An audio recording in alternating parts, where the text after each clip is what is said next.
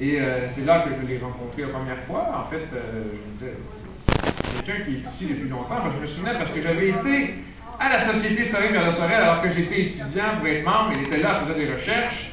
Puis 20 ans plus tard, j'y retourne, puis il est encore à la même place en train de faire des recherches. Je me dis, elle ne sort jamais de la Société historique de la Sorel. En fait, ça fait 35 ans qu'elle fait des recherches. Hein, 36? Ben oui, 36. 36 cette année, 36e anniversaire. Ouais.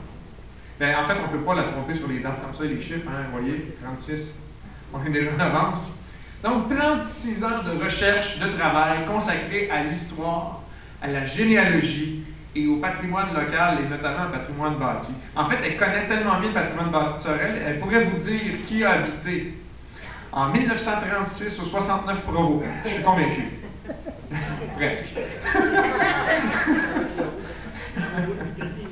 Elle a même légué un fonds qui est disponible sur le réseau de diffusion des archives du Québec. Oui, elle a légué, elle a créé un fonds, parce que de toute façon, elle n'a pas besoin des archives, mais c'est tout par cœur. Alors, elle n'a pas besoin de ça. C'est une passionnée qui a une passion de l'histoire inégalée dans la région. Il me fait plaisir de décerner le certificat d'honneur et de mérite de l'ordre du survenant Marie-Didas à Mme Louise Pelletier. Bravo.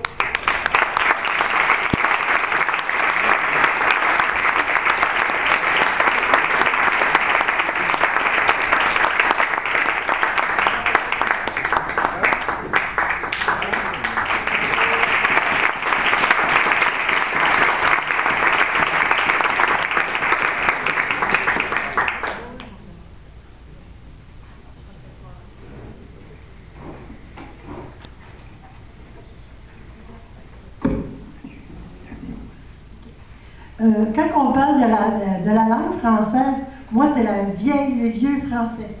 Je suis une passionnée du vieux français. Le contrôle notaire nous dit vraiment ce qu'est la langue française. Je tiens à remercier le comité Pierre de Sorel et Mme Forgette pour ce merveilleux prix.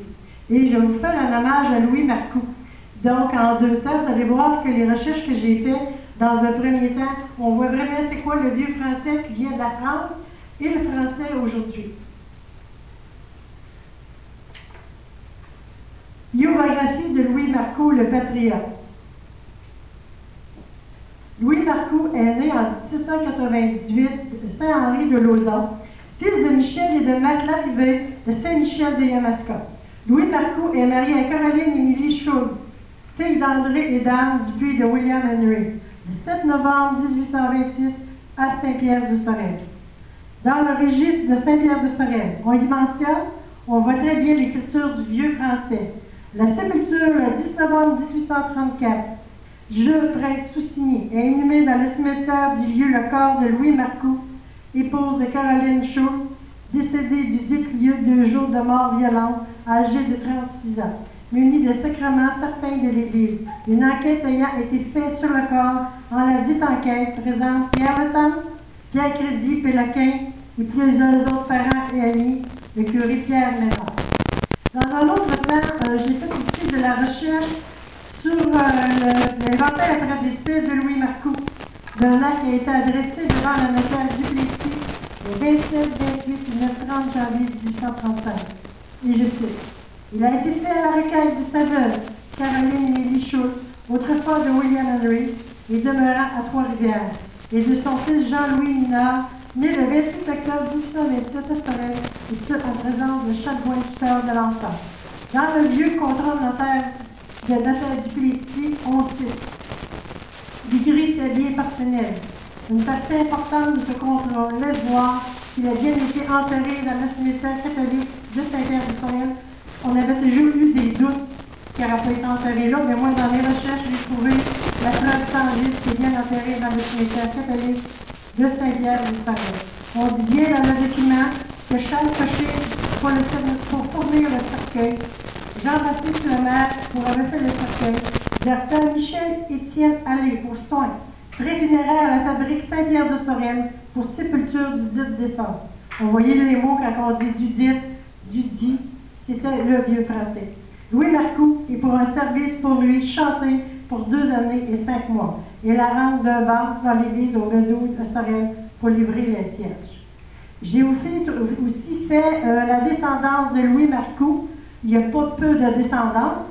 Son fils Jean-Louis, dont il est question plus haut si mentionné, s'est marié à Olivier Carmen Duplessis, fille d'Alexis et de Marie-Anne Tremblay, le 25 octobre 1853 à Sorel. Son fils Louis, né le 10 juillet 1854, s'est marié à Eugénie Fortin le 26 octobre 1881 à Québec. Au recensement de 1901, la famille Marcoux demeurait à Montréal. Elle a eu un fils Aldéric Henry, né le 23 septembre 1882, et qui a épousé Marie-Julie Emma Paquette le 19 juillet 1911 à Québec. Je n'ai pas trouvé autre descendante. Lieu de résidence de Louis Marcoux. Mes recherches m'ont amené à effectuer chez le patrimoine bâti en 1987. Ils m'ont guidé sur la rue de la Reine, le lot 34, aujourd'hui qui est le lot 671-672. Louis Marcoux avait acheté de Robert Jones ce terrain en 1828. Dans le contrat de l'inventaire après décès devant Duplessis, en 1835, on mentionne très bien l'endroit et l'emplacement de la maison de Louis Marcoux. Cette maison n'existe plus sur la rue de la Reine. Il y a aussi un monument érigé à Louis Marcoux au coin de la rue Tellieu et Élisabeth à Sorel. Il est écrit « Hommage à Louis Marcoux, tué le 8 novembre 1834 au même endroit. » Les élections à cette époque sont souvent l'occasion de bagarres entre les partisans et de différents partis. C'est lors des élections générales de 1834 que Louis Marcoux, partisan patriote, sera abattu à Sorel. Dans l'obélix, il ressemble au monument de Louis Marcoux de Saint-Denis. Inscription dans la partie inférieure, gravure représentant un patriote fusil à la main sur la partie supérieure de la colonne, due à Pierrette d'Etchevery, construit au coût de 2 500 $ grâce à une subvention de la Société nationale des Québécois Richelieu-Yamaska sur le terrain de l'école Sacré-Cœur, propriété de la ville de Sorel. La conception du monument a été J. Poirier de Sorel.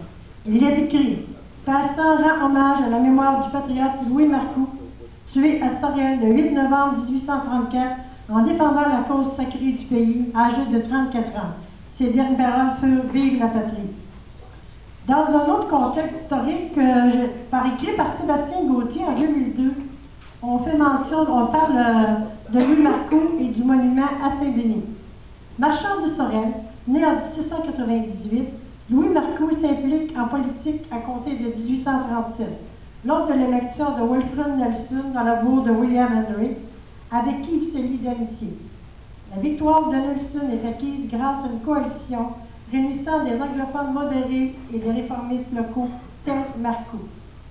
En 1834, les idéaux de Marcoux n'avaient guère changé malgré le départ de Nelson. Maintenant candidat dans le comté voisin de Richelieu, William Henry est à ce moment un bourg où la corruption est notoire. La ville est en effet sous la férule d'une poignée de marchands ligués à l'état-major de la garnison de l'endroit.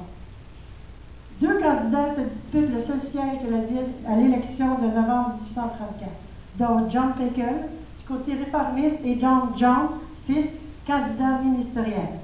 William Henry ne compte alors que 140 voix viables pour l'élection. Toutes les votes ont donc une importance capitale pour chacun des candidats. Rappelons par ailleurs que pour être réputé électeur, un propriétaire doit tenir feu et lieu dans le comté et donc posséder une maison qui, au sens de la loi, compte au moins une cheminée.